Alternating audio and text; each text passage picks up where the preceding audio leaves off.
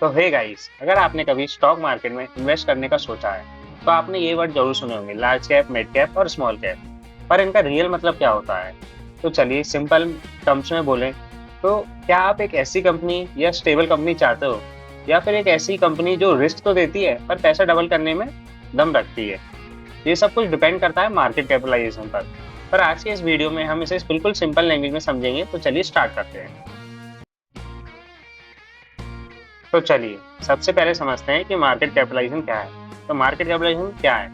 किसी भी कंपनी की टोटल वैल्यू या उसका मार्केट के हिसाब से कीमत को हम कहते हैं मार्केट कैप। इसको एक फॉर्मूले से समझते हैं। तो मान लो एक कंपनी है, चलो इसका नाम रख देते हैं A to Z लिमिटेड।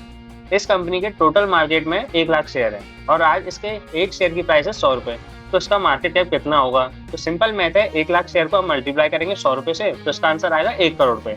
यानी अगर आपको पूरी की पूरी A to Z limited company खरीदनी हो तो आपको पूरे 1 करोड़ रुपए देने होंगे। यही इसका मार्केट कैप। अब स्टॉक मार्केट में हजारों कंपनी लिस्टेड है। उन्हें उनके साइज के बेसिस पर 3 मेन कैटेगरीज में डिवाइड किया गया है। तो चलिए एक एक करके समझते हैं। तो लार्ज कैप कैटेगरी पहली है, लार्ज कैप। इसका मार्केट कैप है 20,000 करोड़ से प्लस और स्टेबिलिटी है जो कि बहुत स्टेबल है और रिस्क फैक्टर्स का वेरी लो है। मिड कैप का क्या है? 5,000 से 20,000 करोड़ का मार्केट कैप है और ये मॉडरेट ग्रोथ करता है और रिस्क भी इसकी मीडियम रहती है। स्मॉल कैप क्या है? ये अंडर 5,000 करोड़ के रहता है और इसकी वॉलेटिलिटी हाई रहती है और ये रिस्क फैक्टर्स का एकदम हाई रहता है। तो चलिए सबसे पहले देखते हैं large cap stocks, the giant. ये पहले आते हैं लार्ज कैप स्टॉक्स पे। ये मार्केट के सच्चे बाहुबली होते हैं। इंडियन मार्केट के हिसाब से जिन कंपनी के मार्केट कैप 20,000 करोड़ से ज्यादा होता है उन्हें लार्ज कैप कहते हैं, जैसे रिलायंस, TCS या HDFC। ये इनकी वाइब क्या होती है? ये सेफ होते हैं, इस्टेब्लिश्ड होते हैं और जल्दी डूबते नहीं है। अब प्रोज एंड कॉन्स क्या है इनके? यहाँ रिस्क बहुत कम होती है और स्टेबिलिटी काफी मिलती है, लेकिन क्योंकि ये पहले ही बहुत बड़े हो चुके हैं तो इनका पैसा 10 गुना होने में बहुत साल लग सकते हैं। अब दूसरी आती है mid cap stock, the rising stars. ये वो कंपनी होती हैं जो बहुत छोटी होती है और ना ही बहुत बड़ी होती है। इनका मार्केट कैप 5,000 से 20,000 करोड़ के बीच में होता है।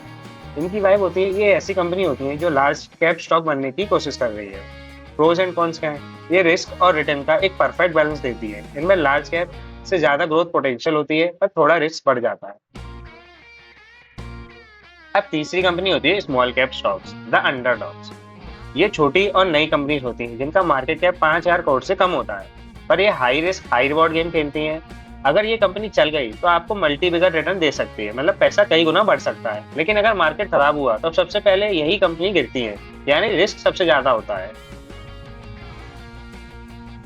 तो एज एन इन्वेस्टर्स आपको क्या करना चाहिए? अगर आप सेफ खेलना चाहते हो तो लार्ज कैप्स आपके लिए है। अगर आप थोड़ा रिस्क लेकर बढ़िया ग्रोथ चाहते हो तो मिड कैप्स और स्मॉल कैप का मिक्स करो। एक बैलेंस पोर्टफोलियो, तीनों का कॉम्बिनेशन होना चाहिए।